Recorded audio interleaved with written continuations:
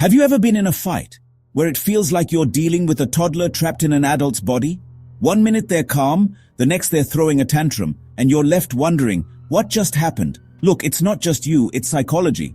See, every fight, every slammed door, every silent treatment, every guilt trip, it tells a story. It reveals who's emotionally mature enough to handle conflict and who's still stuck in their emotional infancy. We're going to break down these toxic patterns, these defense mechanisms, so you can spot them a mile away. Because knowledge is power. And once you know how to read these signs, you can navigate conflict with confidence, set healthy boundaries, and stop wasting your time on people who just aren't ready to grow up. Today, we'll decode 7 psychological signs that reveal who's emotionally immature and who's actually the real peacemaker in any argument. Let's talk about the peacemaker. Now, on the surface, this seems like the most mature person in the room, right? They're the ones who step in, try to calm everyone down, tell everyone to take a deep breath. And that's admirable. But here's the catch. Being a peacemaker doesn't automatically equal emotional maturity. You see, some people avoid conflict like the plague. They'll say anything, do anything, to keep the peace, even if it means burying their own feelings. So how do you tell the difference between a true peacemaker and someone who's just conflict avoidant?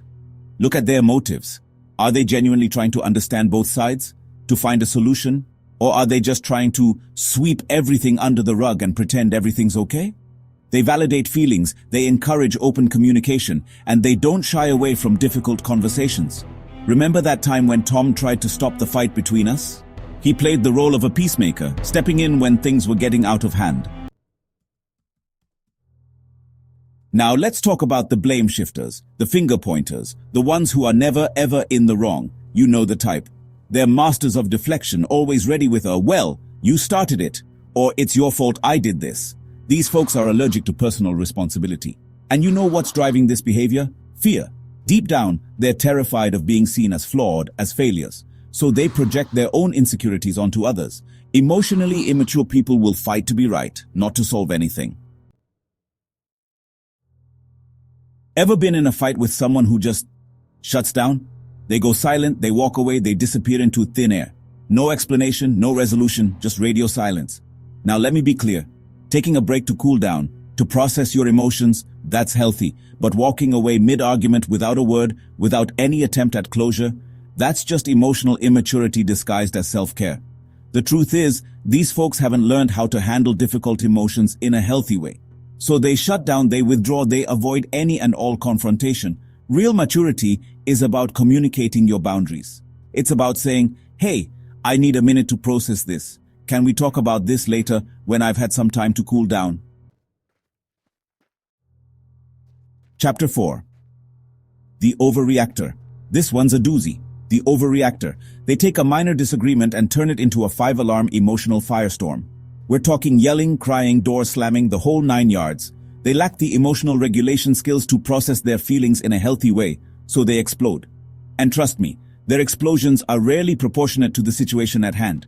A mature person may feel the same intensity of emotions, but they have the self-awareness and coping mechanisms to manage those emotions effectively. They don't let their feelings control their behavior. Chapter 5. Gaslighter Alert. This one's sneaky, the gaslighter.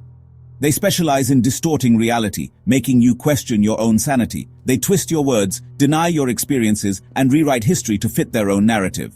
Gaslighting is a form of emotional manipulation, plain and simple.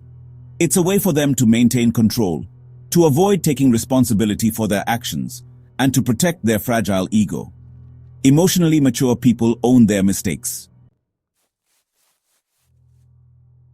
Chapter 6. The Guilt Tripper. The guilt tripper. A master manipulator who weaponizes their own emotions to get what they want. They're experts at playing the victim, at making you feel bad for even thinking about calling them out on their behavior. They'll hit you with the classic lines, "After all I've done for you." Or "I guess I'm the bad guy," as always. They'll turn on the waterworks, they'll sulk, they'll make you feel like the most insensitive person on the planet. But here's the thing. Guilt trips are a form of emotional blackmail. They're designed to control your behavior, not to resolve the issue at hand. Emotionally mature people communicate their needs directly. Chapter 7. How to handle it all. So you've learned to spot the signs of emotional immaturity. Now what? How do you deal with these people? First things first. You can't change them. You can't force someone to grow up or to take responsibility for their actions. What you can do is control your own response. You can choose to disengage from the drama. You can set firm boundaries. You can walk away from conversations that are no longer productive. Sometimes the most mature thing you can do is to walk away from a situation that's toxic to your own well-being. Focus on communicating your needs clearly and calmly. Stay woke, stay dangerous. Every fight, every argument, it reveals something about the people involved. It's a window into their emotional landscape, their coping mechanisms, their level of maturity. And now, you have the tools to decode those signals, to read between the lines. Remember, knowledge is power. Use it wisely. Don't waste your precious time and energy on people who aren't ready to meet you at your level. Choose your battles wisely and walk away from the ones that are only going to drag you down. If you found this video helpful, hit that like button and share it with someone who needs to hear this. And don't forget to subscribe to Devil's Algorithm, where we break down the complexities of human behavior, one video at a time.